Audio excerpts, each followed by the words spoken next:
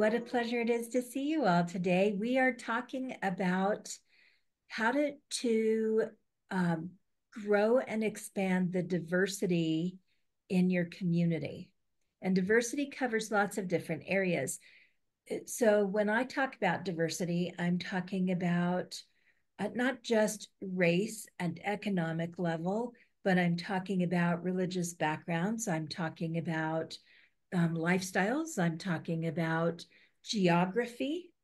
Is everyone in your community from one specific area, or do they spread out a little bit more across the city? All of those different areas, there are so many different ways for us to expand our diversity. And a lot of that has to do with what people see when they come in the door. So, one of the really hard things about creating diversity in our communities is that if we're not a very diverse community, that's what people see when they come in the door. And if they walk in and they don't see anybody who looks like them, who's the same age as them, who maybe dresses the way they do, or they come in and there's someone who has lots of tattoos and nobody else seems to have any, those kinds of things make people feel on the outside of the community. And there's only so much that we can do about that, right? I mean, communities in some regard grow organically. They someone comes in who's brave, who's different, and stays, and the next person who comes in the door who is like them finds someone with something in common. Part of this for us is always our ability to retain. How is our retention ability when it comes to who we work with?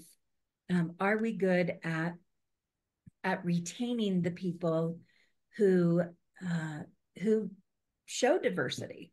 But let's talk about some of the things that we can do in our spiritual centers to build the diversity a little bit. I'm going to jump right into these slides. Can you guys all see that? Yeah? Not okay.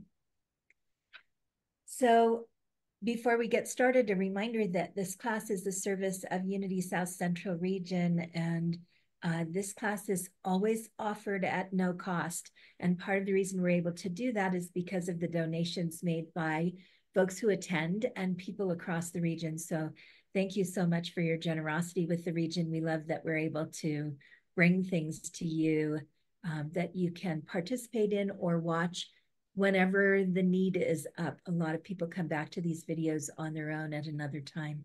So if you're joining us from another time, thanks for being here and thanks for watching.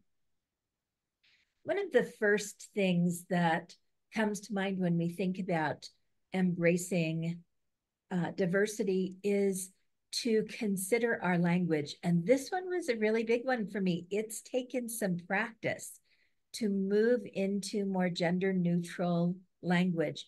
Unity as a whole tends to be a very female dominated culture. Usually about 80% of our attendees are female and 20% are male. And we still use a lot of male oriented language. And we're in a time where Stop it, Kat. Whoops, I'm sorry, dear. There you go. We're in a time where our our culture is changing and in question about gender in general. So I don't want to use this time to say this is the right thing, this is the wrong thing. There's a lot of political unrest around gender expression right now. And I want to appreciate that we all have different feelings about that. I also want to say that our job as a spiritual community is to respond to who shows up, to find a way to open the doors for those who show up so that they can work on their own spiritual transformation and find their own answers. So one of the things that we can do is to work to replace he and she sentences with they or us or non-gender related greetings.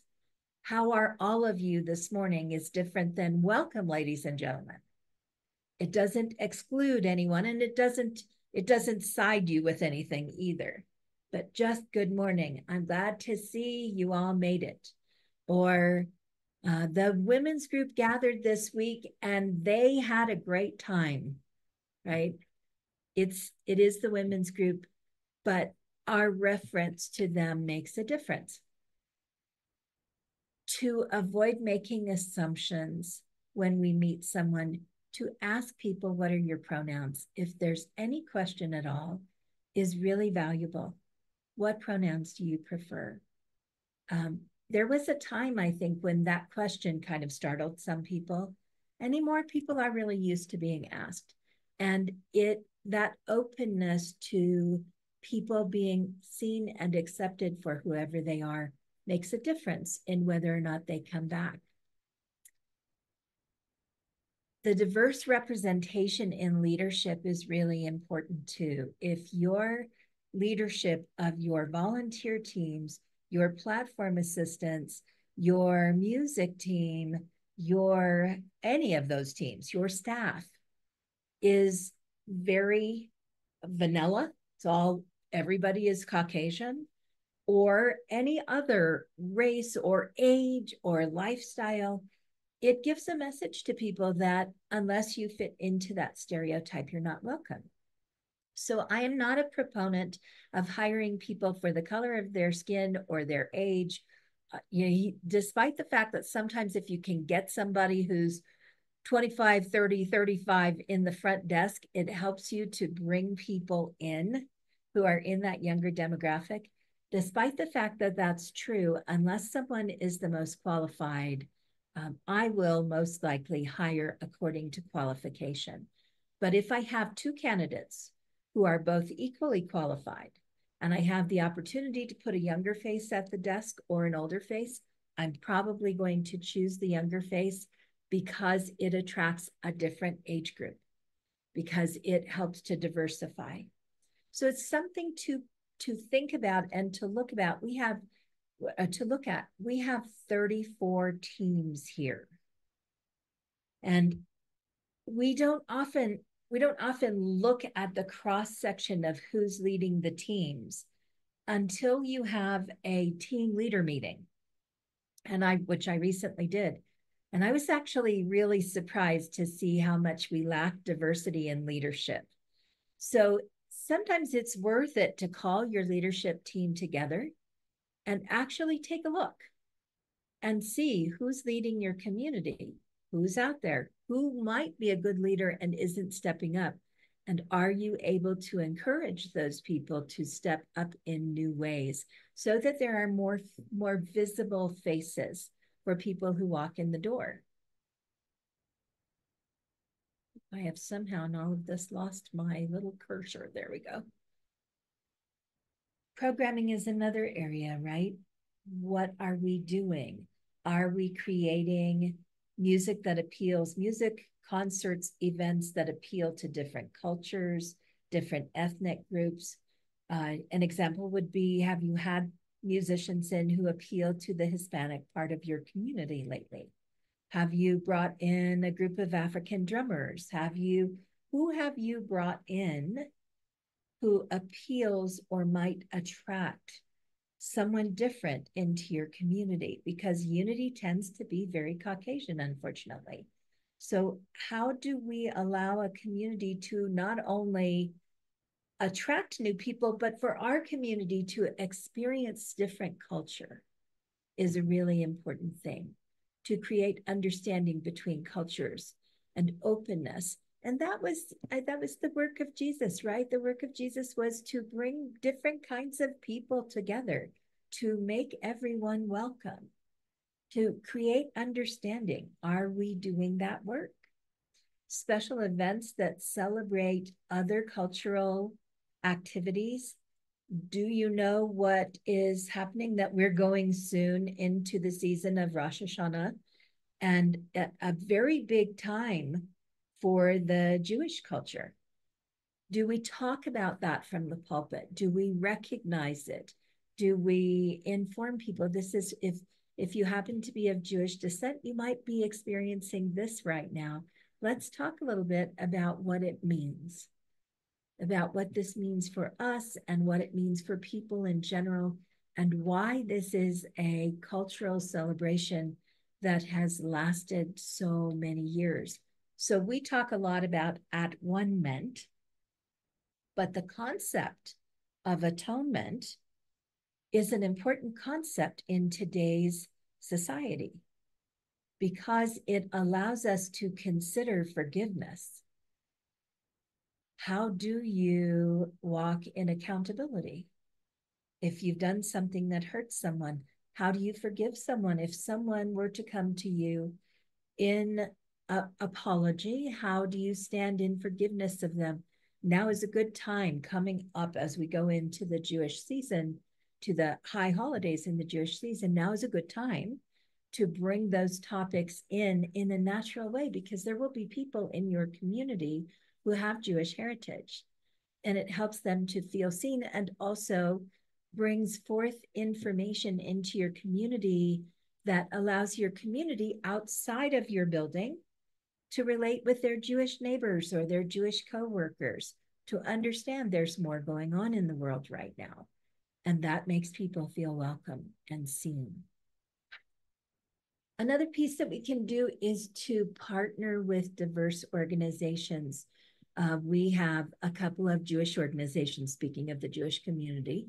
We have a couple of Jewish community events that we participate in, and they do a shirt off your back event every year where they invite you to wear a t-shirt underneath and bring a shirt, wear a shirt in that you are willing to leave.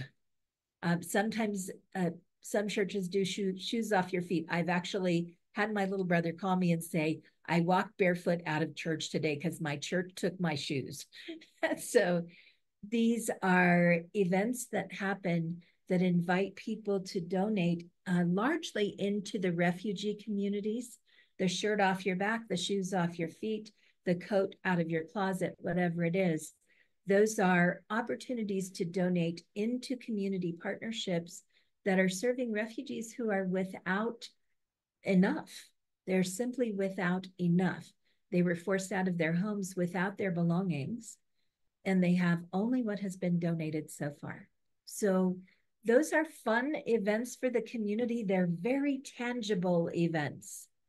They have a feel to them. When you carry out 3 big boxes of shoes and watch your community walk barefooted out, it's a big deal. It feels like you did something. Your community has a feel. It allows them to not only partner with diverse organizations, but to think about people in the community who are from other cultures, who might be in need, and also to understand what it feels like to not have a pair of shoes, even if just for a short moment, to be without shoes for a moment and consider what it might be like. It allows you from the pulpit to speak to those areas of life and to allow your community to find greater compassion. And compassion makes a difference. The feeling of compassion for whoever walks in the door is why so many times we see people who come in, sit down, and find themselves in tears. They find themselves in tears in our sanctuaries because we are a loving, compassionate movement. And they feel that. They may not be able to put it into words, but their tears and their life experience is welcome. So whenever we can speak to that and invite our community to better understand, we have the opportunity to expand our reach into different segments of society. Thinking about your music, we talked about entertainment and events, but your music and your celebration, I don't really think of myself as worship, but a lot of us use that word to describe Sunday. How we incorporate music and styles from different cultures. So I talked to you about, have you had Hispanic, have you had songs in different languages? Have you invited people? Some of us have room in our sanctuaries for dancing. Have you brought dancers into your worship service? It's very common in other services to have fluid dancers who add a different dimension to the service. Have you brought anyone in who does that? Have you brought guest speakers from diverse cultures? A lot of us brought people in during Pride Week, but there are also opportunities to bring in speakers from other age groups. And we rarely think about bringing in a young speaker to talk about what it's like to be young in today's society. We observe it from where we are, we observe what it looks to be, and we think that we understand the challenges that our youth are facing. But the truth is, we are separated from that. So, organizations that help, for example, help young people who are without housing. So, we have an organization here called the Launchpad that is an apartment for people from 18 to 25 who don't have homes. And they have at the Launchpad, they have counseling and they have security and they have that. And when you bring something like that in, the neighbors often fight against it because it's young people who are homeless and they have lots of assumptions for why young people are homeless. Sometimes you're homeless because you don't have parents, because you don't have anybody to help you, because you're working on such a low wage, because you moved away from home and you can't get back. There are lots of reasons. Whatever it is, these young people are moving into this apartment complex to get help, to get a leg up. And we are doing a once a month potluck dinner for them, where the community is bringing in food and there is no talk about religion. It is simply a welcome to the neighborhood. We know that you don't always feel welcome. Come and have a dinner. Stay as long as you want. Visit with each other or visit with us. You're welcome here. If some of them should find something that they like here, that's great. But our intention is to give out into a different demographic, to try and understand a little bit better what their needs are and to be of service. So how can you do that? How can you bring people in a different way? Have you walked your building to find out if it's accessible? Because people who are differently able are impacted by that in ways that we don't recognize. If we can hear well, we don't recognize when people can't hear in our sanctuary, unless someone comes and tells us, or you see somebody doing this. I have one woman who will sit against the wall in our sanctuary because if you are hard of hearing, sound will bounce against the wall and it's easier for her to hear. So she's visible to me. But I have other people who sometimes have a hard time hearing. And if they don't mention it to me, I don't even think about it because I hear just fine. For someone to come in our building who is without sight is a challenge. How do we handle that? Do we have our ushers and our greeters trained to notice, to go and offer an arm and say, may I help you find a seat? May I help you over the curb? We're so glad you're here. Where is the best place in the sanctuary for you to sit? Do you know? Is there something I can do to make this easier? May I guide you back to fellowship and get you a cup of coffee? Is anybody in your building able to identify if a van drives up to drop someone off who is otherly abled? Do they know where a wheelchair can freely sit? Is there a place in your sanctuary for a wheelchair? Is it in the very back row or is it somewhere in the middle? And are they comfortable rolling a wheelchair in and helping? Is anyone willing to move a chair? To know if someone comes in and there's not space, someone is already in our handicapped space in the building, then do they know what to do with the second wheelchair? Has there been any conversation? Is there any conversation about how we assist someone who is on a cane? because at this age, at the age group of many of our citizens, many of our community members, we have people who are on canes. So these things are important to think about. If you want someone who is otherly able to feel welcome, you have to create the space. And you also have to remember that people in your community will experience this. Someone in your community can be in a wheelchair just because they had a knee replacement or something happened to them. Do they know that they're welcome, that the community will make space for them? Have we talked about it?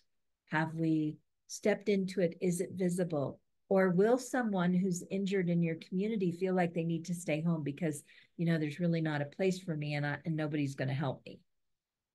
Something to think about. Diverse marketing outreach is also important. What are the images that you use when you market? Look at your Facebook page. Roll through the screen on your Facebook page and see who shows up, whose face is there.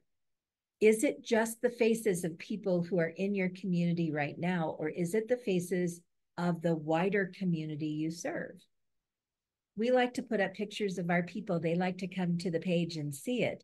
However, if your community is very monotone in its color, its age, its ableness, if you have no diversity in what you're showing, then people of different diverse backgrounds will look at your website, your Facebook page, or any advertising that you run and say, oh, that's not for me. There's no one who looks like me there. This is a really easy exercise to do, to go look at your Facebook page and look at your website and see if you need some different visual imaging.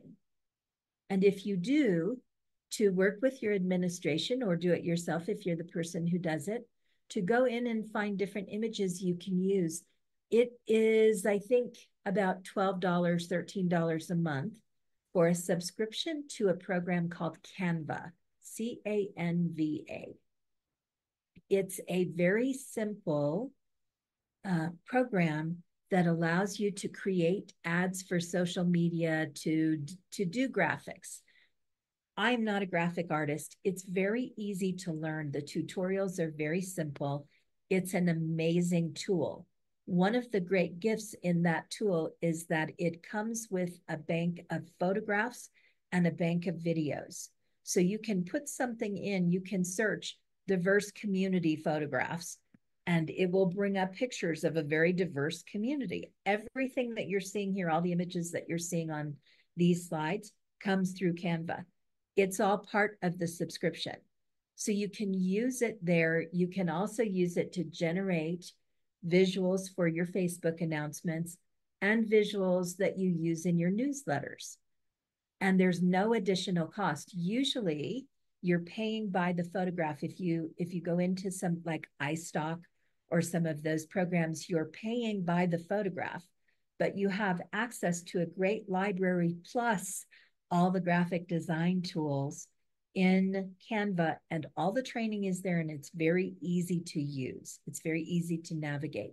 So it's something worth having your administrator look into to help you get the kinds of photographs that you need. And it also will give you, if you're doing a high Jewish holiday talk, it will give you a beautiful picture related to that. It will allow you to pull pictures up that meet different needs. So I encourage you, if you're not familiar with Canva, to have your admin staff go in and look at it. It's a great tool. And for $12 a month, it's a steal. Do you offer or engage in support for different kinds of communities within your community, such as the LGBTQ community? So recently we did an event here, and I was wearing my pronoun button, she, her. And we have 3 bathrooms here. We have a men's bathroom, a women's bathroom, and a gender neutral bathroom. And a young man, probably still in high school. I know he was in high school. So young in high school, probably a sophomore or a freshman, came in for the event with his mom.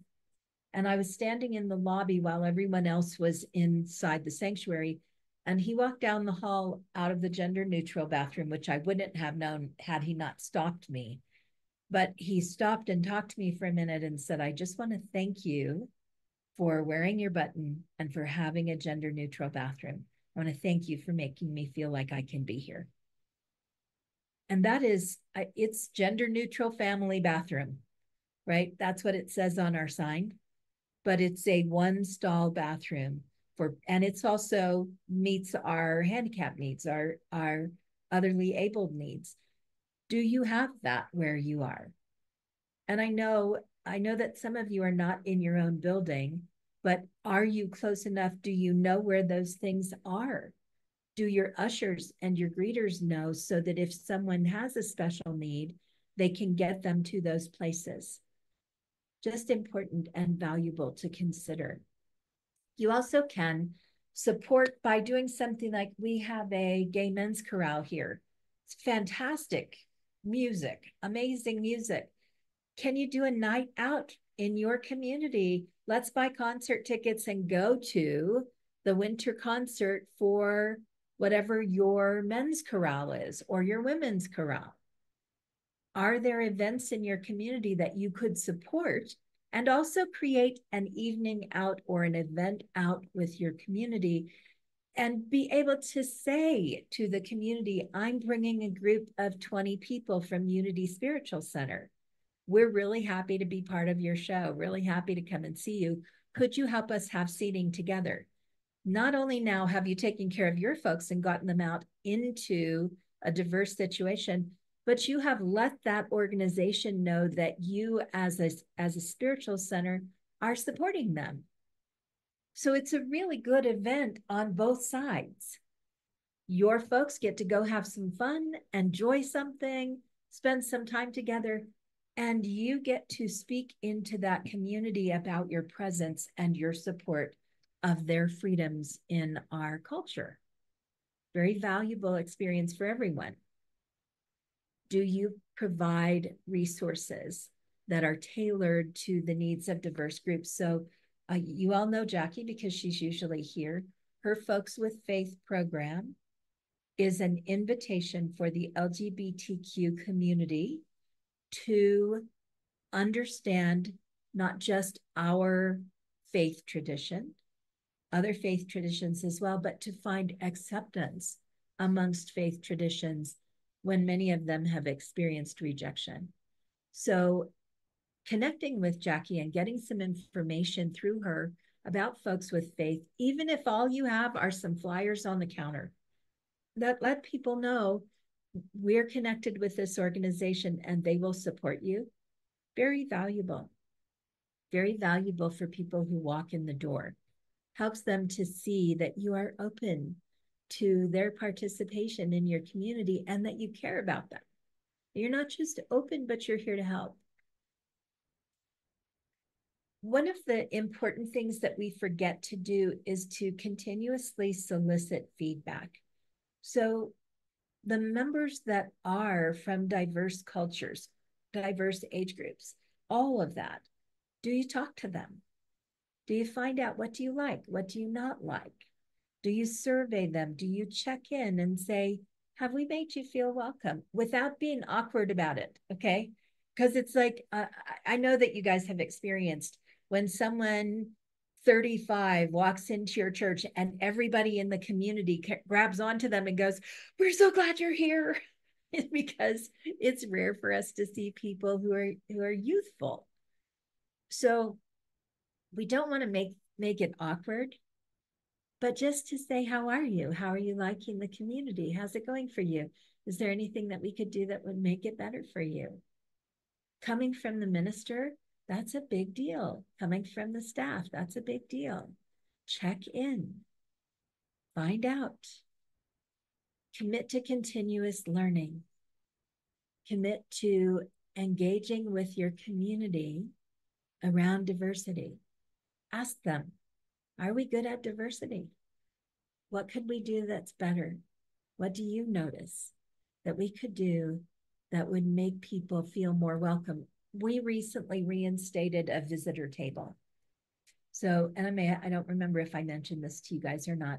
We have a visitor table in fellowship. It has a big sign on it that says visitors. We have that because on Sunday mornings, our folks do service and then they go back to fellowship hall and they all sit with their friends and they chat. So if you are a visitor coming in, you walk to the back and you see all kinds of little groups in deep conversation, but you don't really know where you can comfortably get. Is it okay if I sit at this table? Should I participate? You're probably talking about something you all know about and I know nothing about. Where do I fit when I come back for coffee? Do I have to find a remote corner where no one is so I don't disturb anybody? A table with the sign visitors on it is for serves two purposes. It allows people who are visitors to know there is a place for them. So they get to visit with other visitors, which is also nice. And it tells your board, your leadership team, your fellowship team, everybody, these are newbies. Go say hello.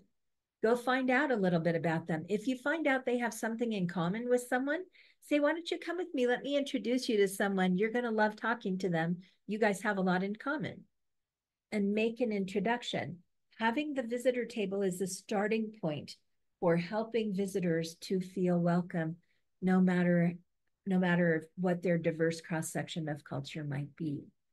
So is there a way, do you have practical ways for people to pay attention, to interact with, and to welcome people who are new, who haven't come in? Because we spend a lot of time and energy getting people to the door. How do we market? What goes on our website? What goes on our Facebook page? Are we on Instagram? Are we getting any newspaper coverage? All of that stuff becomes really important. And we forget that the most important thing we can do is greet people well and make them feel welcome. Really make them feel like there's a place for them in the community when they get there. And having a visitors table is one of the ways that you can do that.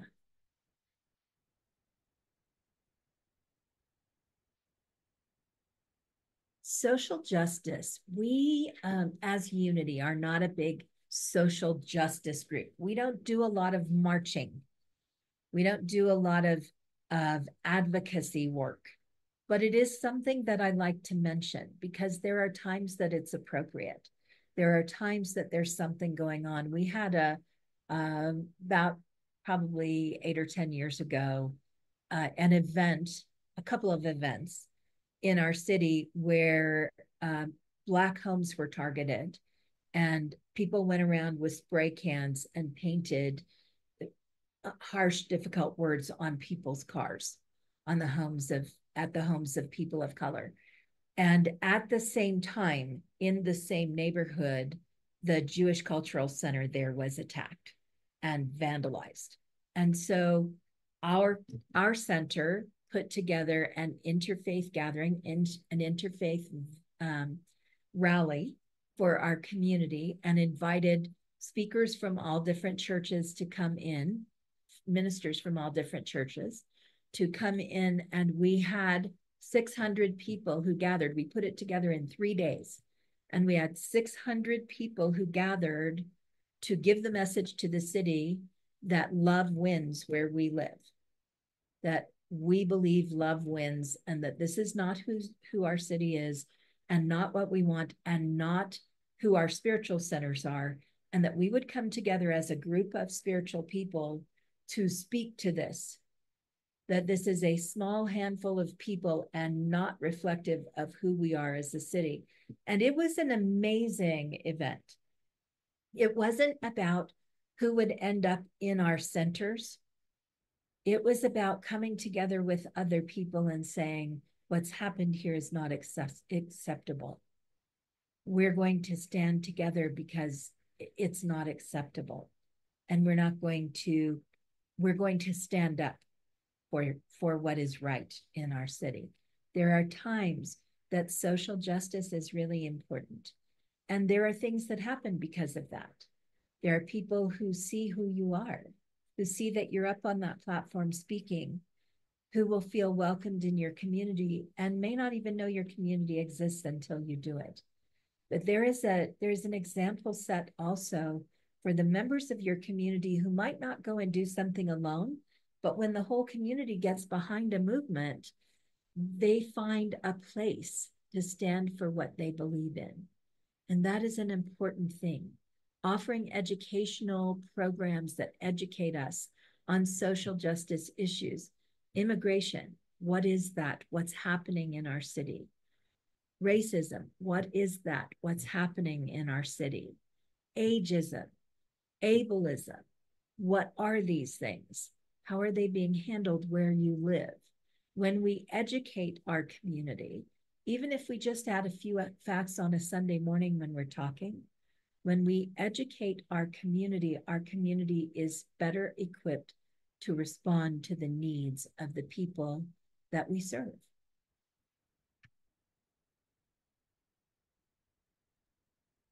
I love this quote, and we'll end here. The human heart is too grand to be wasted in the gutter of cultural explosivity. The human heart is too grand to be wasted in the gutter of cultural exclusivity. Who is it that we exclude? Look at your community and ask yourself, look at your building. Ask yourself, look at what you put out in the world about who you are, and ask yourself visibly who is excluded from this, and fix that. Because the human heart desires to expand, to love greater. And isn't that what we're here to learn? How to love greater, how to expand our heart, how to make space for everything and all things, for every person and all people. That's our work. And in the grand scheme of things, we can get very wrapped up in teaching unity philosophy and principle. And if it doesn't apply to this, what is it for? If we're not teaching it so that people live in a more open and inclusive and welcoming way, what is the point? Obviously, there's a lot of work to do in our culture to create the true transformation most of us have as part of our objectives, part of our core values as spiritual communities. These steps to welcoming diversity in all of its different faces and ways is really important. So I appreciate you being part of this. Those of you who are here live, if you want to stay for a minute and chat afterwards, I'd love to chat with you. I'm going to go ahead and end the video for those that are watching. Thank you again on behalf of Unity South Central Region.